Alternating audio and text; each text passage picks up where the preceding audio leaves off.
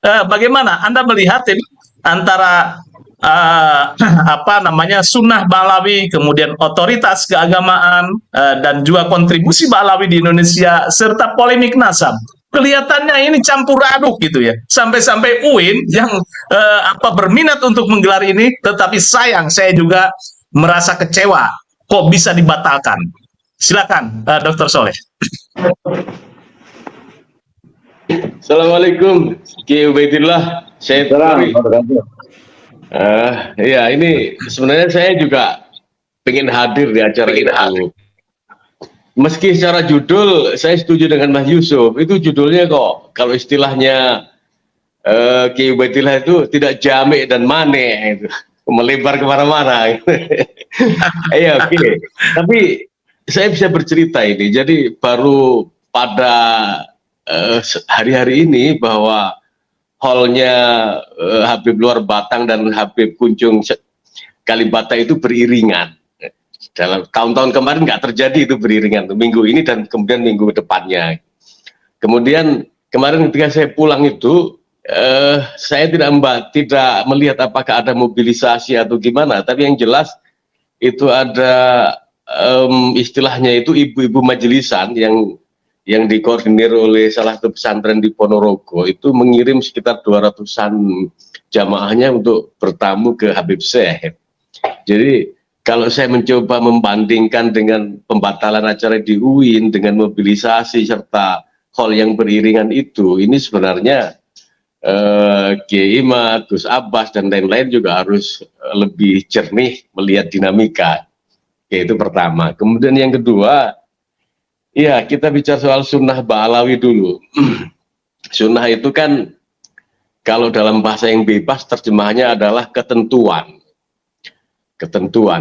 Jadi ketentuan-ketentuan apa namanya Ba'alawi atau ketentuan-ketentuan yang khas Ba'alawi. Kalau dulu di Gontor atau di pesantren-pesantren yang menginduk ke Gontor, tiap awal setahun itu disebut dengan sunnah madrasah atau sunnah pesantren. Itu artinya ketentuan-ketentuan pesantren. Oke, untuk yang lebih netral kita pakai ketentuan aja. Ketentuan-ketentuan Ba'alawi. Sunnah-sunnah Ba'alawi. Saya melihat pertama adalah tadi Mas Yusuf dan Kiai Ubaidillah nyebut-nyebut tentang Fakih Muqaddam bin Ali Ba'alawi. Ini yang banyak disebut oleh Bahar bin Smith dan banyak habaib-habaib lain. Saya mencoba melihat secara teoritik bahwa dalam kajian pemikiran Islam itu ada dua jenis tarekat. Pertama adalah atau dua jenis tasawuf. Pertama adalah tasawuf falsafi, yang kedua tasawuf amali. Tasawuf falsafi ini lebih mengarah pada tasawuf syi'i atau syiah, sementara tasawuf amali lebih mengarah pada tasawuf sunni. Untuk lebih jelasnya nanti kita bisa baca disertasinya Kiai Said Agil Sirot, Silatullah Ma'al Abad Inda Falsafah Al-Falsafi, Inda Tasawuf Al-Falsafi di Ummul Qura University Mekah. Oke.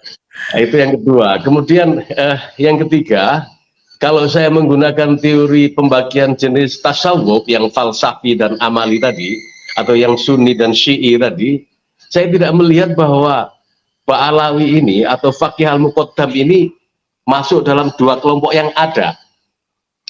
Saya tidak apa namanya, tidak ingin menggunakan istilahnya Kiai Ubaidillah tadi yang mencangkokkan ya. Tapi yang saya melihat bahwa Fakih Muqaddam ini meski mi'raj 70 kali atau apapun, punya apa namanya karomah dan lain-lain, tapi dengan pendekatan teoritik yang ada bahwa Fakih Muqaddam tidak masuk salah satu dari dua jenis tasawuf itu. Kemudian yang kedua, kalau kita misalnya bicara soal karyanya Syekh Abdul Qadir Al-Jilani, Fathur Rabbani misalnya, beliau di situ banyak diuraikan tentang apa namanya juga Fathur Rabbani, tentang kebukanya pintu-pintu langit, pintu-pintu ketuhanan. Otomatis ini lebih bisa dipetik kandungan maknanya ketimbang keajaiban-keajaiban yang itu sekarang sudah tergantikan oleh seperti Mas Yusuf tadi menyebut atau Gus Muafik menyebut tergantikan oleh Gatot Koco, oleh Superman dan lain-lain. Artinya itu tidak punya kontribusi apapun penyebutan Mi'raj 70 kali dan lain-lain itu terhadap keimanan atau ketidakimanan seseorang. Nah, ketika dibandingkan dengan Fatkur Rabbani jelas jauh sekali. Apalagi ketika Fakih Muqaddam bin Ali Ba'alawi ini tidak menurunkan karya apapun. Jadi lagi-lagi nge-tracknya itu sulit sekali. Oke, itu tentang sunnah. Kemudian tentang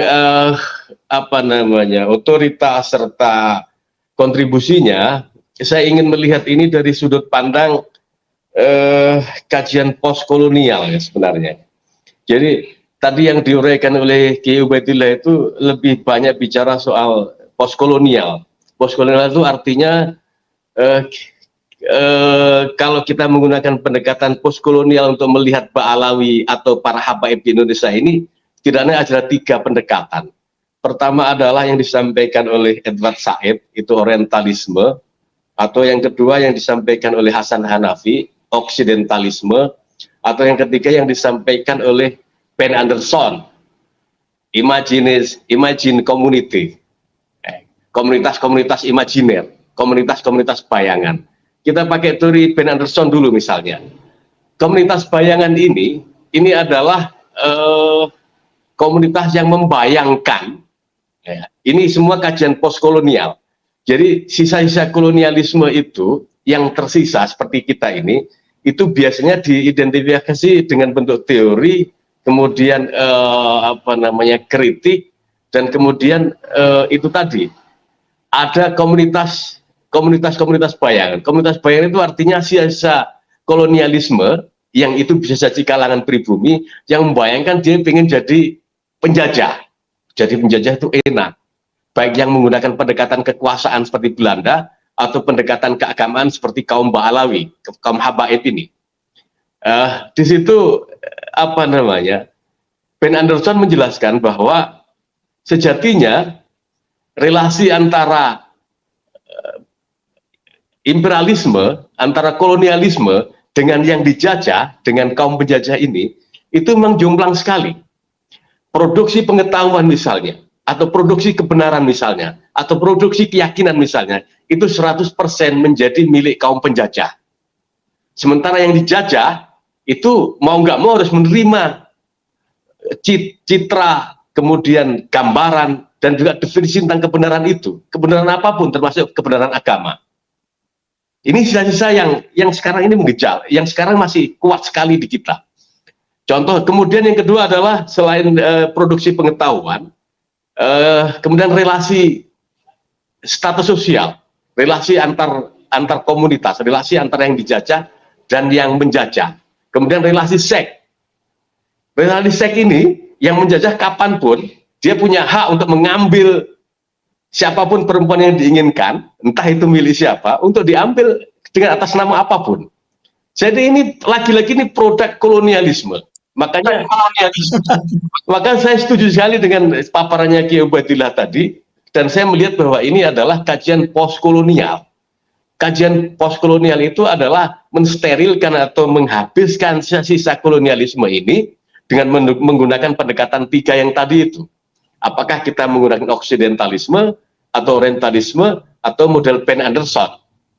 Nah, kalau Ben Anderson ini dia melihat bahwa disebut komunitas imajiner atau masyarakat bayangan ya. Dia membayangkan segala privilege, segala keistimewaan yang dimiliki oleh penjajah, segala keistimewaan yang dimiliki oleh termasuk dalam soal agama sekalipun, dia membayangkan itu yang bangunannya adalah kesadarannya yang didasarkan bukan pada kesadaran tapi pada realitas. Jadi yang menentukan realitas itu bukan kesadaran tapi kenyataan. Misal bahwa kalangan habaib itu realitasnya selama ini dipandang sebagai dzurriyyah Rasul. Ya sudah, itu kesadaran dibentuk oleh itu. Bukan oleh kesadaran literatur yang dia yakini, bukan dari teks Quran yang dia yakini, bukan dari hadis yang dia yakini bahwa mereka itu bukan dzurriyyah. Tapi karena realitasnya mereka adalah dipersepsikan sebagai dzurriyyah, itu dianggap sebagai kebenaran. Nah, produksi-produksi pengetahuan ini karena berjalan puluhan tahun atau bahkan ratusan tahun itu menjadi seakan-akan kebenaran sejati, padahal ini kebenaran semu. Oke, kemudian kalau kita menggunakan pendekatannya oksidentalisme atau ilmu istighraqnya Hasan Hanafi, cara melihatnya dibalik. Jadi cara melihatnya Kiai Imad itu perspektifnya adalah perspektif Hasan Hanafi. Bahwa misal kita nggak usah teriak ya tarim gitu. Apa bedanya tarim dengan Jakarta? Ini kan konteksnya adalah bagaimana kita membaca orang lain dengan sudut pandang kita. Bukan bagaimana kita dibaca oleh orang lain, kemudian itu dicekokkan kepada kita. Jadi seperti itu. Misal kita melihat orang lain, dan kita manfaatkan cara melihat kita itu untuk kepentingan kita. Bukan kita dilihat orang lain, kemudian disodorkan kepada kita bahwa inilah kamu. Ini seperti itu oksidentalisme. Kemudian kebalikan dari itu adalah yang disampaikan oleh Edward Said dalam konteks orientalisme. Orientalisme itu kan cara orang asing, katakanlah cara orang barat, atau yang untuk mudahnya dalam konteks habaib ini adalah cara habaib melihat kita.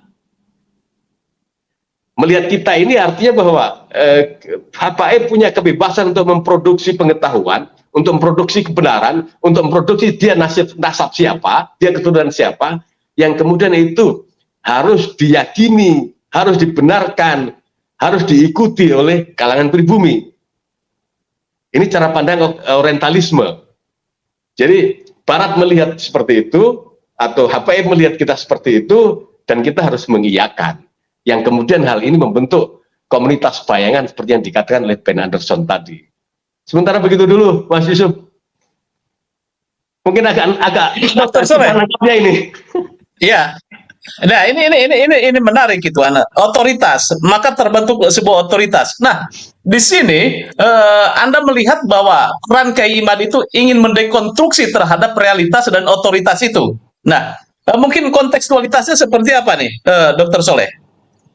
Iya, begini, kalau Ben Anderson itu kan cara melihat relasi antara pribumi non-BRI atau penjajah dan yang dijajah, atau kita dan habaib katakanlah dalam tanda kutip, itu kan dengan menggunakan pendekatan materialisme historis.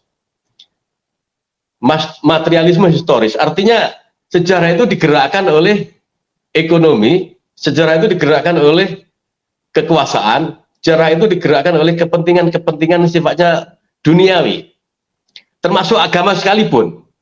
Nah, ini kan sebenarnya yang dibongkar oleh Kiai Imad kan di sini ini. Jadi ada selubung kuat sekali bahwa ada kelompok yang ingin menguasai atau mengendalikan jalannya keagamaan keislaman di Indonesia ini demi kepentingan kelompok tersebut.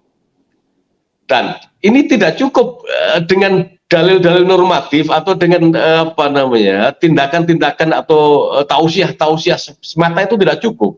Maka kemudian ternyata begitu didobrak dengan cara dipersoalkan yang lebih ke akar-akarnya, bahwa memang bagaimana sih silsilahnya. Kalau istilahnya Kiai Ubaidillah tadi, ketika Kiai Imad menyodorkan jumlah pertanyaan bukan tesis, jawab aja seluruh pertanyaan-pertanyaan ini, kalau bisa ya sudah selesai. Ternyata kan nggak bisa.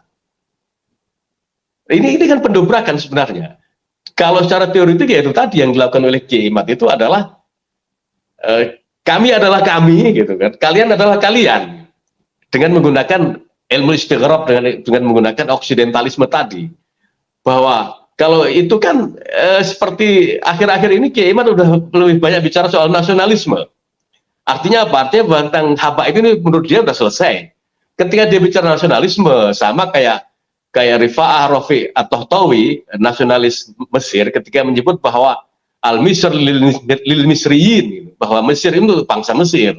Atau kalau dalam konteks Indonesia kan bagi Imad adalah al-Indonesia lil Indonesiyin, kan begitu.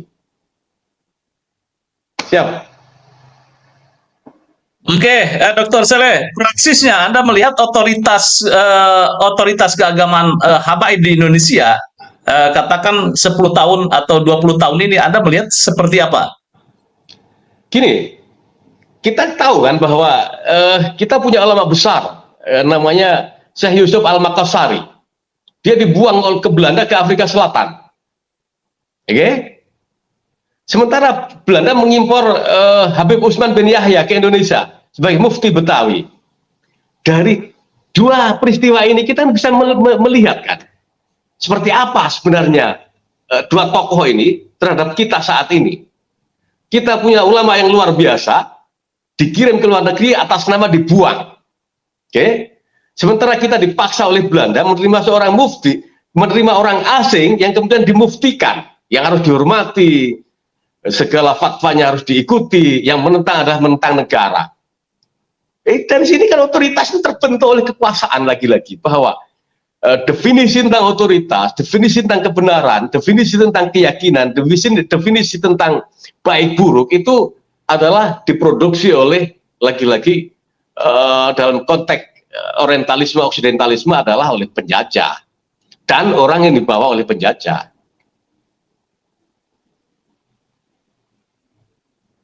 Oke, baik. Terima kasih Dr. Soleh, bahwa sebetulnya apakah Anda menyadari bahwa otoritas keagamaan 10 tahun terakhir ini bahwa para habaib itu mendominasi di kancah nasional, di kancah panggung, terus kemudian di kancah politik. Kira-kira seperti apa nih? Iya, saya yakin bahwa ini adalah tidak ujuk-ujuk ya, atau tidak tiba-tiba. Jadi kalau kita ikuti awal-awal Ki Hasim, Ki Wahab, kemudian yang lain-lain itu membentuk Jamiah Nahdlatul Ulama, kemudian mereka belum lama ditinggalkan oleh Habib Utsman bin Yahya, itu kan relasi kita dan kalangan habaib itu normal saja, baik-baik saja, bahkan simbiosis mutualisme. Kenapa? Karena kita satu pemahaman, satu madhab fikih Syafi'i, kemudian cenderung ke tarekat tasawuf, yang kemudian termasuk orang karena tradisi tasawuf yang kemudian ziarah kubur, tahlil dan macam-macam itu juga berkembang. Artinya budayanya seidentik. Nah, kapan itu kemudian terjadi gesekan?